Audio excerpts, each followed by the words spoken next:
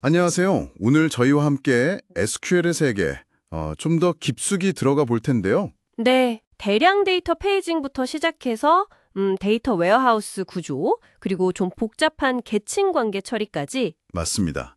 이게 그냥 SQL 문법만 안다고 되는 게 아니거든요. 그렇죠. 실제 데이터를 다루면서 부딪히는 문제들이죠. 네, 특히 데이터가 아주 많을 때 어떻게 효율적으로 처리하고 분석할지 그 전략이 중요해지는 거죠. 자, 그럼 첫 번째 주제부터 볼까요? 그 페이징 문제요. 아, 네. 수백만 건 고객 데이터. 거기서 특정 이름으로 시작하는 25명씩 딱딱 보여줘야 하는데 동명이인이 많다는 게 함정이었죠. 네. 다음 이전 페이지 갈 때 중복되거나 누락되면 안 되고. 순서도 정확해야 하고, 물론 속도도 빨라야 하고요. 맞아요. 이게 단순히 옵셋만 써서는 해결이 잘 안 되거든요.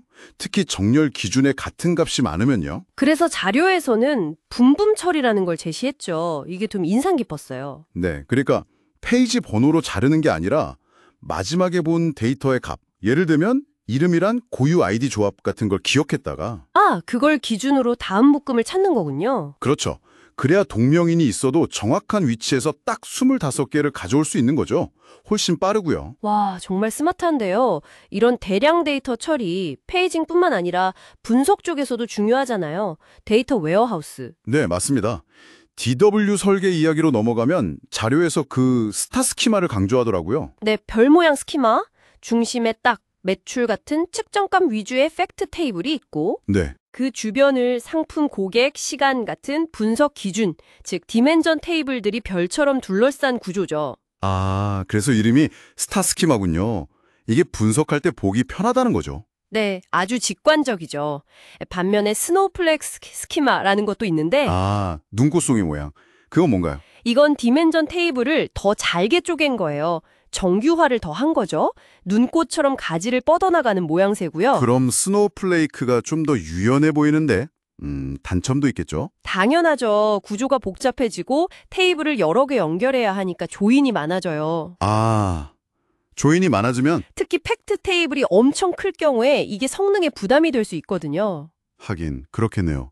그럼 상황 봐서 잘 골라야겠군요. 유연성이냐, 성능이냐. 정확합니다. 그래서 자료에서도 분석 요건이랑 데이터 특성 보고 신중하게 결정해야 한다고 하죠. 트레이드오프가 있는 거예요. 자, 그럼 이렇게 스키마를 만들고 나서 데이터를 가져올 때 조인, 이게 또 중요할 텐데요. 네, 그렇죠. 특히 스타 스키마에서 그 큰 팩트 테이블이랑 여러 디멘전 테이블 조인할 때요.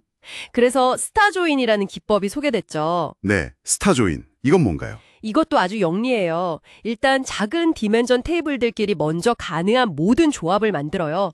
카티션 프로덕트라고 하죠. 네.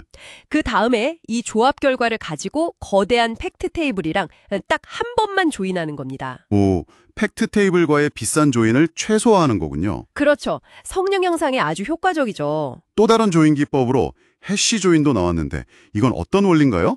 대용량 테이블에 좋다고요? 네, 해시 조인은요. 두 테이블 중에 작은 테이블의 조인 키 값들을 먼저 읽어서 메모리에 해시 테이블이란 걸 만들어요. 해시 테이블이요? 네, 뭐랄까 아주 빠른 검색 목록 같은 거예요.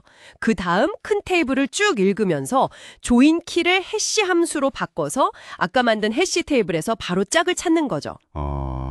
정렬 같은 걸 안 해도 되니까 빠른 거군요. 맞습니다. 특히 테이블 크기 차이가 많이 날 때 아주 유리해요. 그렇군요. 자, 마지막으로 좀 다른 종류의 문제인데요. 조직도나 부품 구성, BOM 같은 거요? 계층 구조 데이터, 자기 참조 관계 말씀이시죠? 네, 맞아요.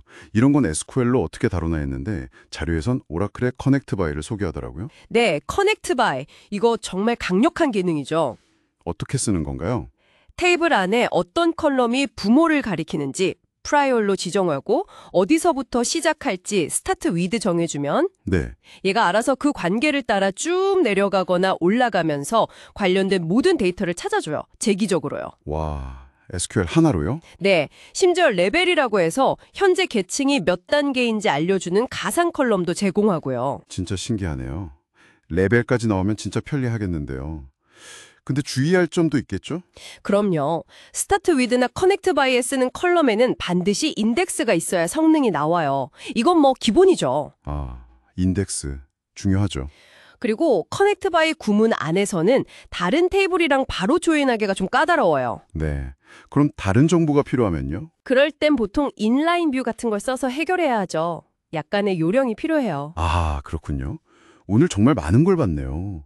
까다로운 페이징부터 시작해서 네, 데이터 모델링으로 스타 스키마, 스노우플레이크도 받고 조인 최적화로 스타 조인, 해시 조인, 그리고 마지막으로 계층 구조 다루는 커넥트 바이까지. 그렇죠. 단순히 SQL 문법만 아는 거랑은 또 다른 차원의 이야기들이죠. 네, 데이터 구조 자체를 이해하고 어떻게 처리할지 고민하는 게 정말 중요하다는 걸 다시 느꼈습니다. 맞아요. 특히 요즘처럼 데이터가 점점 커지고 복잡해지는 시대에는 이런 기법들의 중요성이 더 커질 수밖에 없죠. 오늘 다룬 이 모든 기법들을 잘 쓰려면 결국 근본적으로 중요한 게 뭘까 생각해 봤는데요. 네.